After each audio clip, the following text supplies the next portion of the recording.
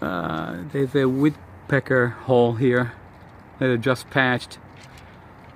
So what I did is I put this reflective tape that scares them away, all birds, all around the house.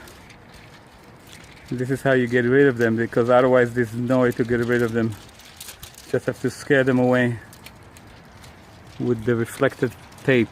So I have to climb up here and do that. And also, if you see, I did this side because he started to do this side of the house, that woodpecker. So that stuff should scare him away.